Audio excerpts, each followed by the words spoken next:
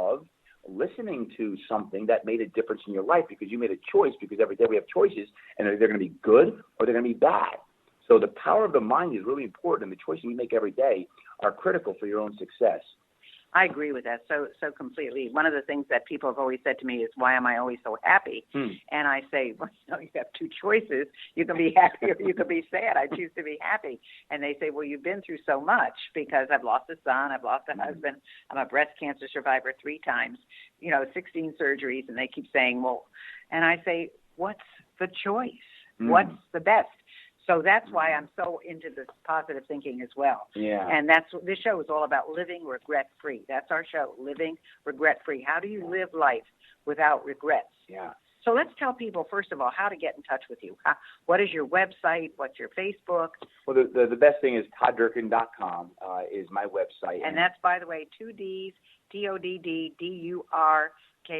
Correct. Yep, ToddDurkin.com. And same thing on Twitter and Instagram is Todd Durkin. And if you go to Facebook, he's a Facebook fan page. It's Todd Durkin, and then just use the initials or the letters FQ10 after my name, Todd Durkin. So it's Todd Durkin FQ10, as in Fitness Quest 10. I do a lot of Facebooking as well, and where I share a lot of my own positive mantras. And I would invite anyone that wants that in their life.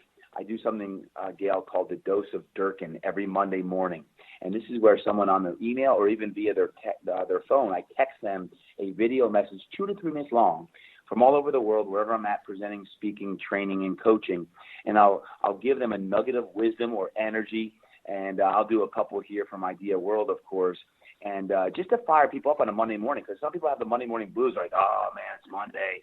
I got to get this whole weekend. So I'm like, suck it up. Let's go. It's Monday, and let's rock and roll, and this is what it's all about today. And I'll always have a theme each Monday. So if you go to doseofdurkin.com, that's a free little nugget of wisdom, and I love those. I enjoy those. I get to meet people like yourself, Gail, that are doing great things in the world, and sometimes I do interviews, and it's a blast. So if you were to say, I mean, what are some of the biggest obstacles you've had to face? Yeah. Well, I'd say number one would be blowing out my back when I had a dream to play in the NFL, and that was deterred from a back injury. That was a tough blow, no doubt about it. I think the biggest adversity I've ever faced was losing my father to a heart attack when he was only 58 years old. I was 20. I was in college. I was at William & Mary. I was playing football. And when my dad died abruptly, my dad was my biggest fan, my biggest cheerleader. He was my mentor. He was everything. And I'm the youngest of 8 kids.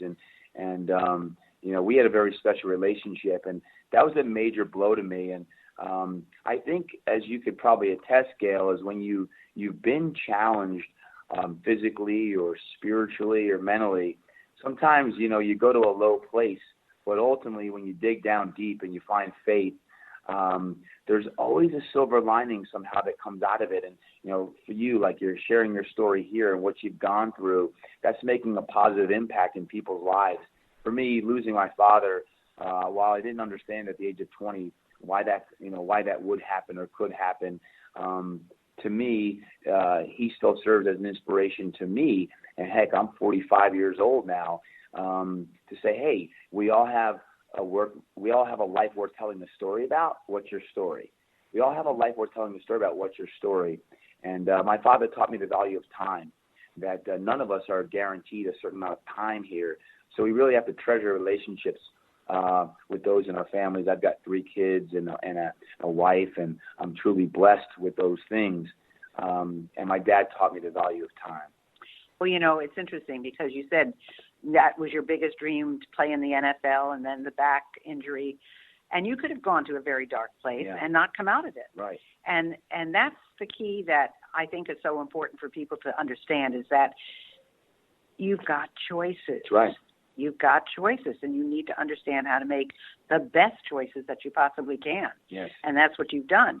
Now, and I would also say, like you probably did, is when you go through adversity, because all of us do, maybe some of us, right now as we're listening, is to surround yourself with other people, like-minded people that empower you or enlighten you. When you surround yourself with positive people, it really does make a difference in your life, because there's too many energy vampires out there that'll suck the living positivity energy out of you. So who you surround yourself with is really, really important. And I still do that. I'm very, very careful with who I spend my time with and how I invest my energy. Well, I think that's one of the reasons I never really joined a support group. I just found that the support groups were all about continuing the process of, oh, I'm sorry for you. And I didn't have time for that. I mean, that was not part of my agenda at all. Yeah. So I think that's a very big thing to say as well. But you were not a business person. No. So what was the biggest challenge you found in business? Yeah, it's a great question. I think that the biggest challenge I faced early on was not knowing how to run a business, was just systemizing my business, because we grew rather quickly. I started as a one-man show with no business plan, no money, no clients, and we grew rather rapidly. I think the key to my success at that point was my passion and my empathy, because I really wanted to make a difference in people's lives, and I listened to them, and it grew. But along that path, I was so involved in always training people that I really didn't care about the, quote, money or the, all the other aspects, the bills, and I didn't systemize my business for success. And if you want to be successful and you want to grow your brand, you do have to systemize it. So today we're much more sophisticated in the actual approach of systemizing our success and that. And it's never fun, and people don't always enjoy that. But I realize to make maximum significance and success, that systemizing what you do is really, really important. Well, that's true. I mean, every person that I know that is a successful business person has systems. Yeah. And that's just the way it is. I mean, it has to be that way, no question. And it's interesting because people don't think about things when they go into business. You're good at something, so you want to do it. Yeah. But that doesn't mean you're a good entrepreneur. And most entrepreneurs make terrible managers. That's right. That's why they have to usually hire a manager, because they like to get involved in all the other things. So no doubt. Very, very true. I know I had a very small school, modeling school, when I got started in my first business, and I built it up to 7. And I had 350 people working with me, and we turned into court reporting and real estate and fashion merchandising and travel and everything else. And it was just me, little old me. And I got into business. I was 21 years old. So it was really an interesting story. And then, of course, I sold that business after 21 years and went on the speaking circuit for 21 years in 50 countries and 49 states. And there was a whole system in that, too, or you wouldn't have survived it. Wow. So it's just interesting to see all the different paths that people take, but it's all positive thinking, and that's the key. It's positive thinking and having the courage to make the decision and say yes, because at some point when you're fearful, you get scared and you don't make the decisions that maybe you think deep down you want to, but you're scared. And I think the opposite of love is fear, right? And the opposite of fear is love. So when you're scared, you're really close to often the success that you want to reach. And a lot of times it takes a lot of courage to take the action, to jump, and to do what you need to do. And I found that the more you surround yourself with people that are smarter than you never want to be the smartest people in the room, and you work on your leadership and you have the audacity to say, yes, I can do this. Yes, I can do this. I will do this. We're all going to fall down and make mistakes. We all have. I do still to this day. And as long as we're failing forward, I think ultimately we're going to create the success and the significance that we're designed to do. Well, I'll tell you, Todd, we've run out of time, and I'm sorry, but okay, I could talk all day with you, Gail. But again, if you want to reach Todd, remember where to find him: Todd Durkin, DURKIN.com.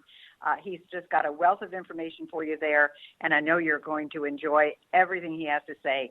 And subscribe to his Monday little Dose of Durkin. Dose of Durkin. Dose of Durkin. Thanks so much, Todd. Thank you, Gail.